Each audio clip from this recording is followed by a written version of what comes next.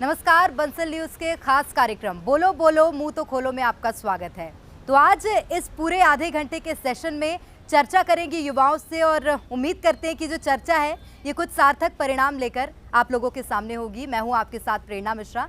तो हमारे साथ युवाओं का कुछ पैनल मौजूद है। उससे पहले आज के विषय से भी आप लोगों का परिचय करा देती हूं। दरअसल पूरा देश इस वक्त नव दुर्गा मना रहा है। 9 दिन दुर्गा जी की पूजा की जाएगी, यानी कि नारी शक्ति का पर्याय माता दुर्गा को माना जाता है और इस दिन को और इस पूरे 9 दिन को इसीलिए मनाया जाता है। तो चलिए, नारी सशक्तिकरण या नारी शक्ति की जब बात आती है तो हम सब जानते हैं कि हमें महिलाओं को आगे बढ़ने का अवसर देना चाहिए, मौका देना चाहिए। लेकिन इस वक्त जब देखा जा रहा है युवाओं को, जो कि देश के विकास में एक बहुत बड़ा योगदान वो अदा करते हैं, निभाते हैं, उसमें युवाओं का क्या सोचना है, क्या ड्रग्स लेना, जैसे कि अभी हाल ही में जो समाचार हैं वो सामने आए हैं, उस हिसाब से अगर देखा जाए तो क्या ड्रग्स लेना नारी सशक्तिकरण के सामने एक बहुत बड़ी चुनौती, उस रास्ते में एक बहुत बड़ा रोड़ा बनकर खड़ा है? इस विषय पर आज चर्चा करेंगे। हमारे साथ जो युवाओं का पैनल मौजूद है, सबसे पहले चाहूंगी कि आप लोग सब बारी बारी से अपना परिचय कराएं। तो यहाँ से शुरुआत करते हैं। My self Priyanka Pawar, I am pursuing psychology honours from Bhopal school of social sciences.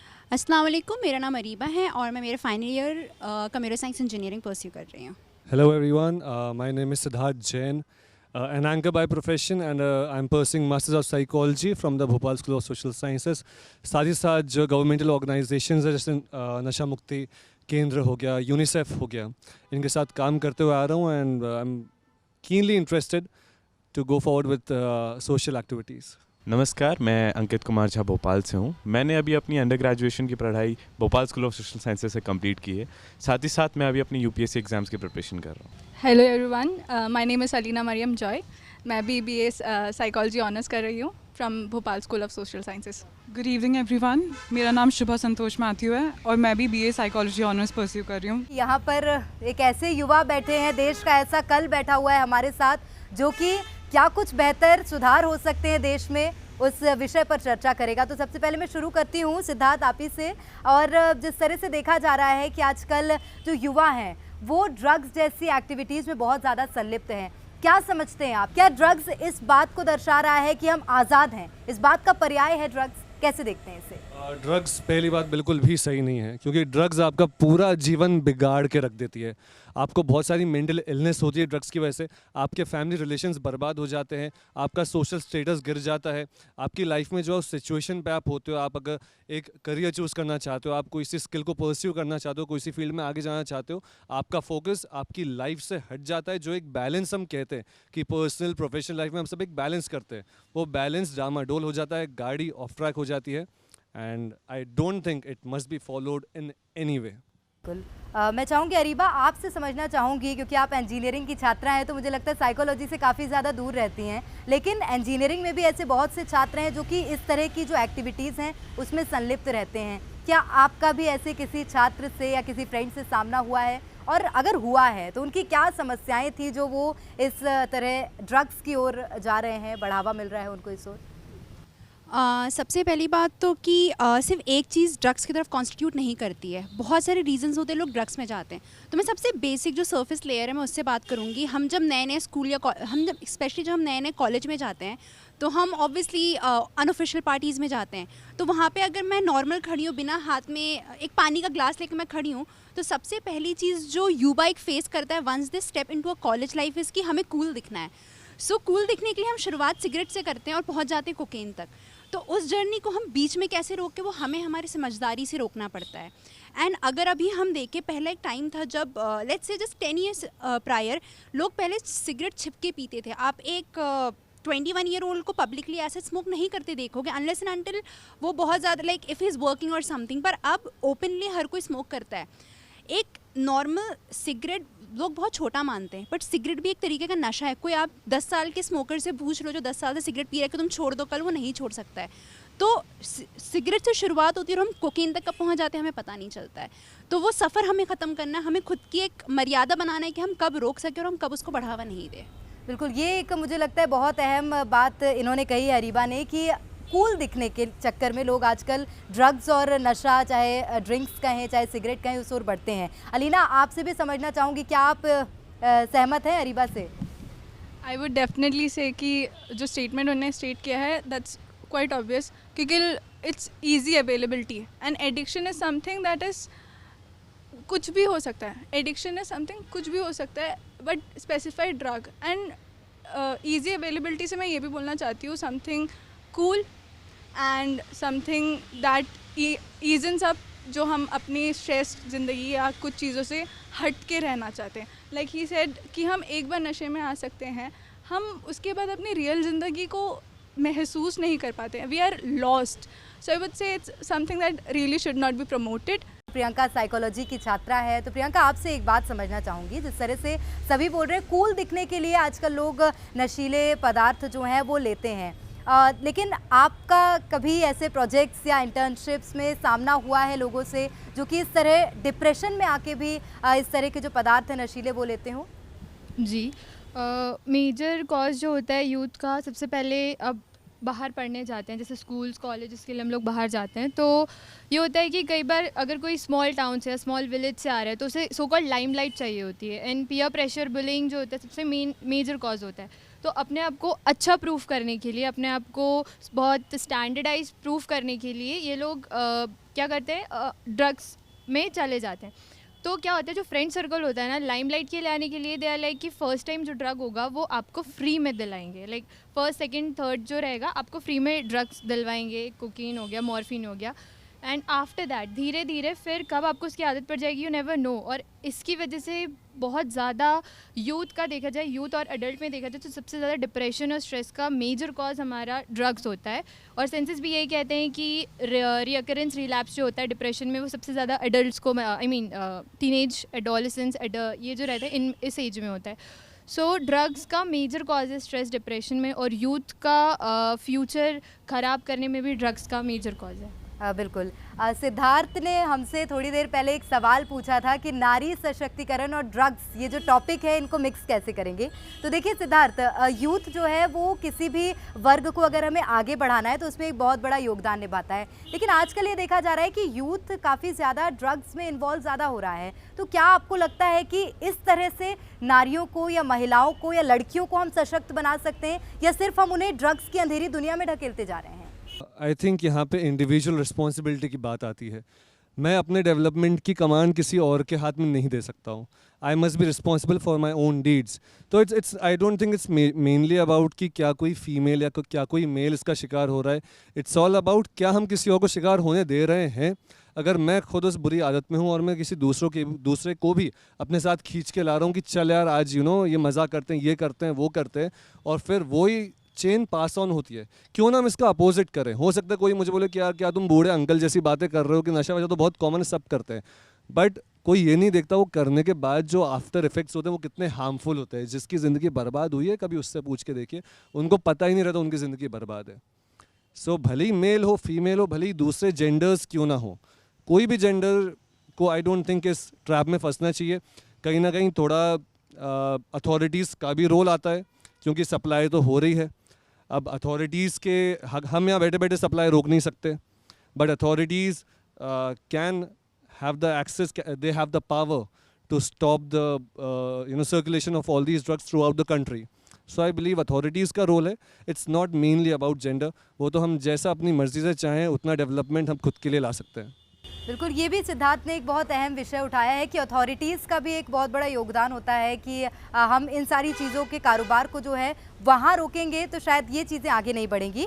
शुभा, मैं चाहूँगी आपसे एक सवाल पूछना। जिस तरह से सिद्धार्थ भी बोल रहे हैं कि हम हमारी स्थितियों के लिए रिस्पॉन्सिबल होते हैं, तो क्या आप भी ये मानती हैं? और अगर ड्रग्स से हमें रोकना है युवाओं को, तो हम उसमें कैसे रिस्पॉन्सिबिलिटी अदा कर सकते हैं, कैसे रोक सकते हैं युवाओं को कि उस ओर ना जाए युवा? जी बिल्कुल, जैसे सिद्धार्थ सर ने बोला, मेरे को भी ऐसा ही लगता है कि it's that a person is responsible for his own deeds.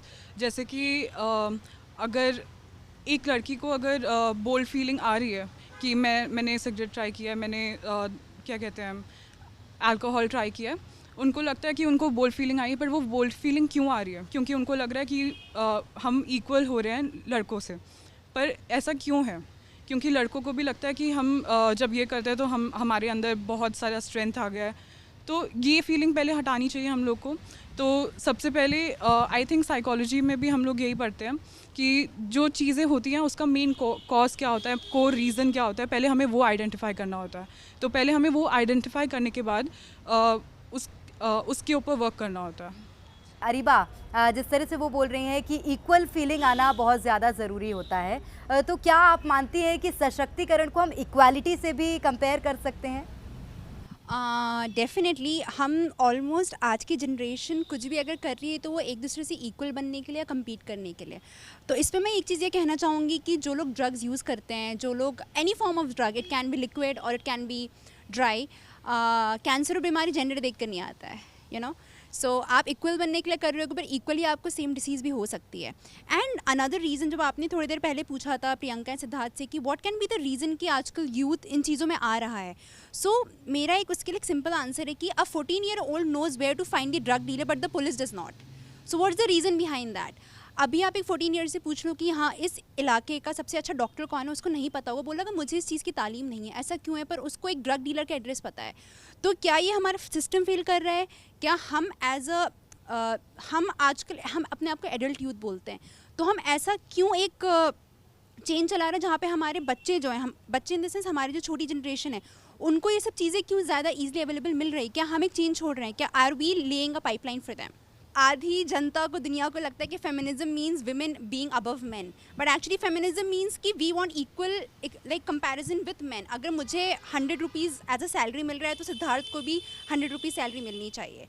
सो कहीं ना कहीं फेमिनिज्म के चक्कर में कई बार हम इस चीज़ में भी आगे बढ़ना चाहते हैं कि if Siddharth can drink let's say 100 ml of alcohol then I should be able to do as well because I want to be equal to him.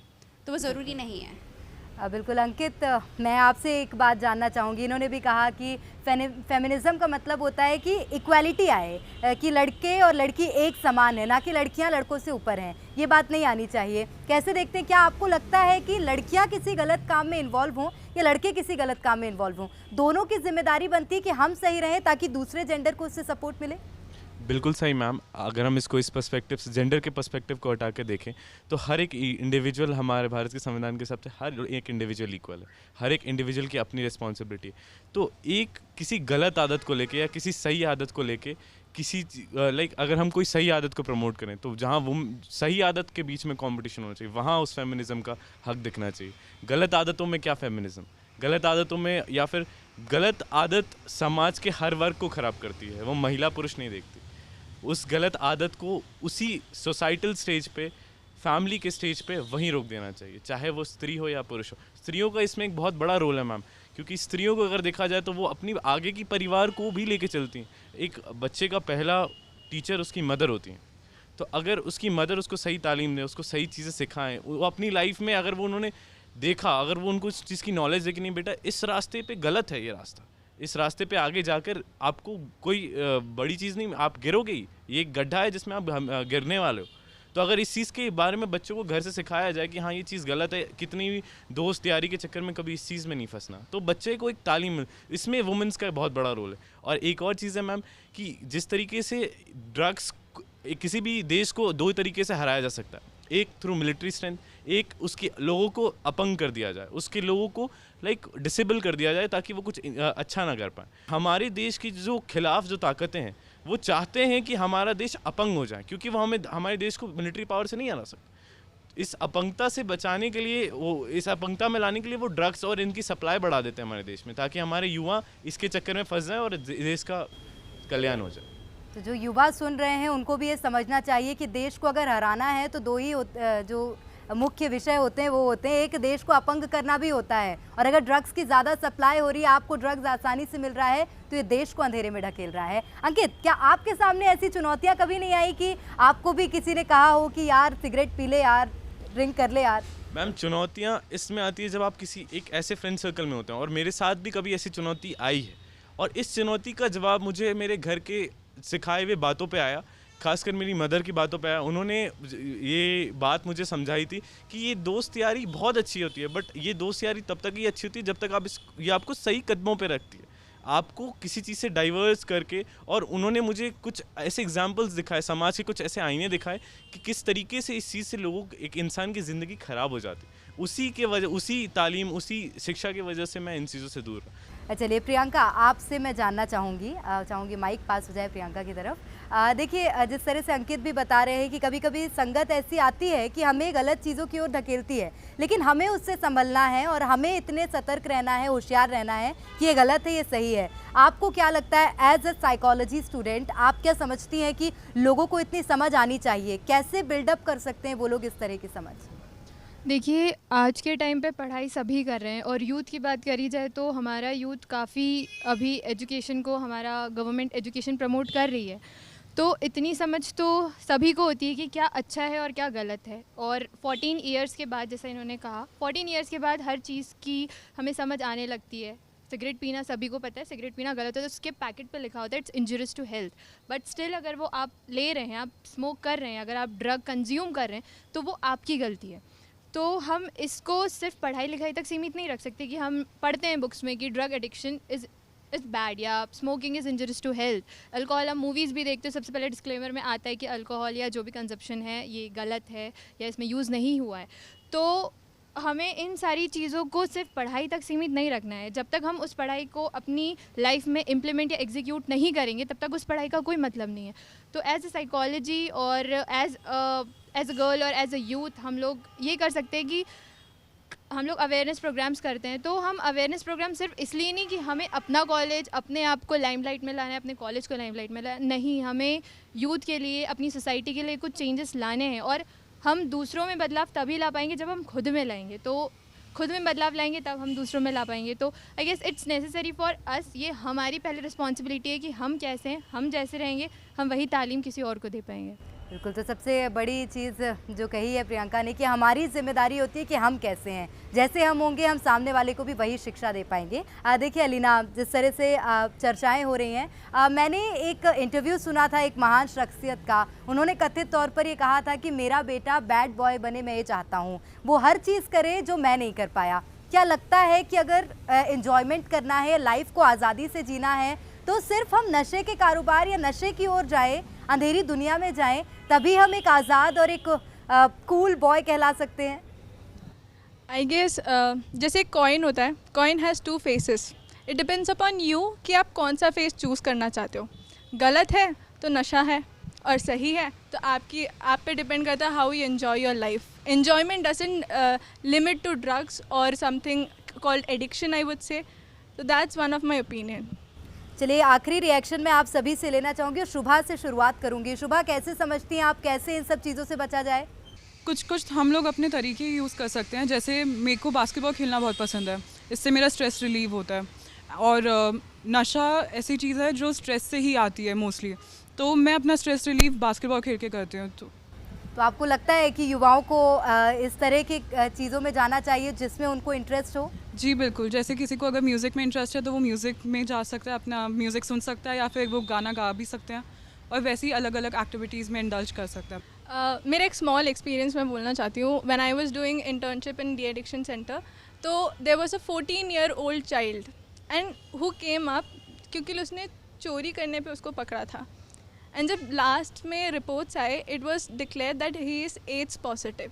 A 14-year-old child is AIDS positive, and the reason behind it was he was into drugs, and drugs friends के साथ share करते वक्त due to the sharing of the injections it was caused, and that child didn't even know कि उसको AIDS है। जब उसको वो इन्फॉर्म किया गया था कि this is the process, this is why it happened, उसका पहला स्टेटमेंट ये था, अगर मुझे कभी पता होता ना ये चीज़ तो मैं कभी नहीं करता।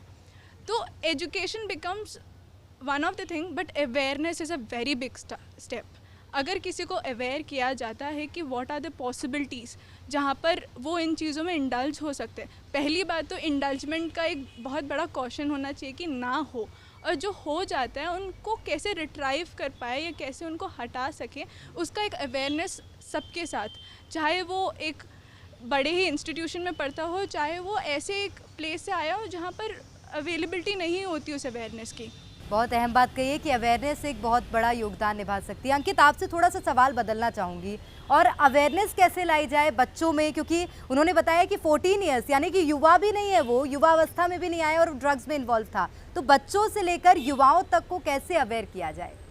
मैम उनको ये सिखाने की बहुत ज़रूरत है कि ज़िंदगी एक बहुत खूबसूरत चीज़ है और इसको जितनी खुशी से जिया जाए, जितने उत्साह से जिया जाए, ये वो मैंने एक सदगुरु का बयान सुना था। उन्होंने कहा था कि ज़िंदगी पे हाई होना चाहिए एक इंसान को, इस ज़िंदगी को इतने खुशहाल तरीके से जीना चाहिए कि उसकी ज़िंदगी में ड्रग्स या किसी और चीज़ की, किसी भी नशे पदार्थ की ज़रूरत नहीं पड़े, वो अपनी ही ज़िंदगी में खुश।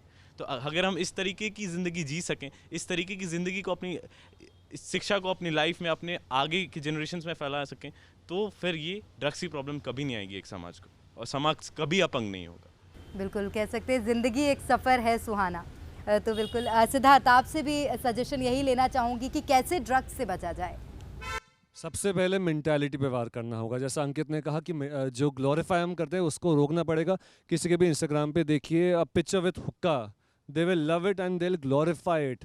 तो एट द एंड एक छोटा सा इंसिडेंट ही, जैसा आपने पूछा था अंकित से कि क्या किसी ने कभी ड्रग्स लेने बोला है, तो I was in an interview in Mumbai. तो वहाँ पे उन्होंने मुझसे पूछा क्या आप ड्रिंक करते हो, मैंने कहा नहीं। हालांकि अरीबा ने एग्जांपल मुझे 100 ml पिला दिए, but I do not drink, I do not smoke. तो उन्होंने फिर पूछा स्मोक कर, तो मैंने कहा नहीं। उन्होंने कहा हुक्का करो, मैंने कहा नहीं। तो बोलते हो फिर तुम कैसे लाइफ को एंजॉय करो। वो ही वॉज शॉक्ड, इतने शॉक्ड थे जैसे मैंने उनकी जायदाद मांग ली हो। He was shocked. So he asked me कि why don't you do this. मैं तो करता हूँ, मुझे बहुत मज़ा आता है। And my reply was because I have a life and you don't. So I am high on life, as they said, I enjoy my life. It is as simple as that. So we have to tackle the mentality कि drugs करना, या just because I do not do drugs और I don't drink, that doesn't mean I am weak, मैं कर नहीं सकता, मैं I am not manly enough. एक ये कंपैरिजन आता है। एंड देन ये जो एक तरीके से बुलिंग होती है, ये फीमेल्स मेल्स दोनों फ्रेंड्स से होती है कि यार तू इतना भी नहीं कर सकता, एक कश तो मार के दिखा वगैरह। This should be stopped. We should not glorify it and we should take it as an offence, not as a value system but as an offence. बिल्कुल एक और सवाल है सिद्धार्थ, क्योंकि पहले से देखा जा रहा था कि क्योंकि हम नारी सशक्तिकरण को भी इस पूरे सेशन में प्रमोट कर रहे हैं, तो मैं एक और बात जानना चाहूँगी। पहले देखा जाता था कि मेल्स हमेशा सिगरेट्स पीते थे या इस तरह की एक्टिविटीज़ में मेल्स को इन्वॉल्व होते देखा जाता था, लेकिन अब लड़कियां भी बढ़ रही हैं। क्या ये जो हम एम्पावरमेंट, जो विमेन एम्पावरमेंट का जो तंबू गाड़ के रखे हैं, क्या ये उसका एक पार्ट है कि हम उनको इस ओर एम्पावर कर रहे हैं, इस ओर सशक्त कर रहे हैं कि वो लोग इस तरह की अंधेरी दुनिया में जा रही हैं? जी हाँ, उन्हें लग रहा है वो सशक्त हो रही हैं, पर असल में वो सशक्त नहीं हो रही हैं। उनको लगता है कि जस्ट बिकॉज हम एक किसी मेल के सामने बैठ के हम भी स्मोक कर सकते हैं, हम भी ड्रिंक कर सकते हैं, तो फिर हम में और उसमें कोई डिफरेंस नहीं है। तो इसमें कंपटीशन क्यों करना है? आपको अगर कंपटीशन करना है, अगर आपको इक्वल अपॉर्चुनिटीज़ चाहिए, क्यों ना जॉब सेक्टर में, क्यों ना बिजनेस सेक्टर में, क्यों ना डेवलपमेंट, क्यों ना स्किल के सेक्टर में आप आइए। आप आज देखिए, आप फॉर एग्जाम्पल क्रिकेट, पहले मेंस क्रिकेट फेमस था, आज वुमेंस क्रिकेट भी उतना ही फेमस है। टूर्नामेंट्स मेंस क्रिकेट में होते थे, आज वुमेंस क्रिकेट में भी हो रहा है। एंड आप कोई सा भी स्पोर्ट्स उठा के लीजिए, सभी स्पोर्ट्स में फीमेल्स आगे आकर अपने देश को रिप्रेजेंट कर रही हैं। ओलंपिक्स में हम देख चुके हैं, हर एक देश में फीमेल गोल्ड मेडलिस्ट हैं या मेडलिस्ट हैं। So I believe it's not only about कि हम ड्रग्स में कंपटीशन करें, इट शुड बी अबाउट कि हम एक सही में प्रोग्रेसिव मेंटालिटी के साथ ग्राउंड पे आके डेवलपमेंट के लिए कंपटीशन करें। वहाँ पे आपको इक्वल अपॉर्चुनिटीज़ मिलेंगी। The society is ready to have an equal state between males, females and other genders as well. बहुत खूब। अरीबा, हमें कूल नहीं बनना है, हमें एबल बनना है, कैसे देखती हैं? Thank you for the very good line. So सबसे पहले हमें एक चीज़ करनी है, बाकी जो इन लोगों ने बोला वो बिल्कुल करनी है, बट सबसे पहले हमें अपना डेफिनेशन चेंज करना है फ़न का और कूल का। If fun and cool equals to doing drugs, then I think your definition is very wrong.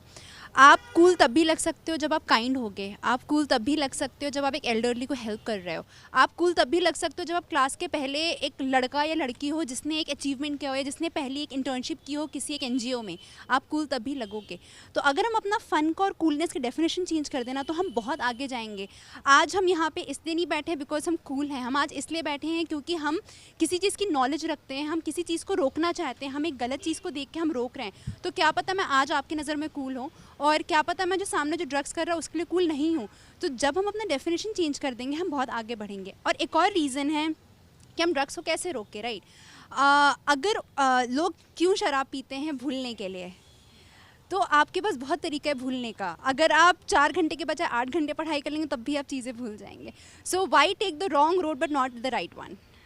बिल्कुल, एक छोटा सी रिएक्शन बस प्रियंका से लेना चाहूँगी, उसके बाद चाहूँगी इस पूरे सेशन को समाप्त किया जाए। प्रियंका, कैसे ख़त्म किया जाए इसे? साइकोलॉजी के छात्र हैं तो साइकोलॉजी के हिसाब से जानना चाहूँगी। देखिए ड्रग्स में अगर ड्रग्स कर रहा है बच्चा तो इसमें सबसे ज़्यादा फैमिली का पेरेंटिंग का रोल होता है, क्योंकि अगर उसको फैमिली सपोर्ट नहीं मिलता है मेजर, या फैमिली में इतना अच्छा इन्वायरमेंट नहीं होता है, तो ऐसा होता है कि कई बार बच्चा बाहर जा रहा है तो उसे नहीं होता है समझ कि ये क्या मैं करूं या नहीं करूं, मेरे फ्रेंड्स मुझे एक बार फ्री में करा रहे हैं, दूसरी बार फ्री में करा रहे हैं, तो यार शायद ये सही होगा। तो ये चीज़ उसे कन्वे करने के लिए एक इन्वायरमेंट चाहिए, एक पॉजिटिव इन्वायरमेंट चाहिए।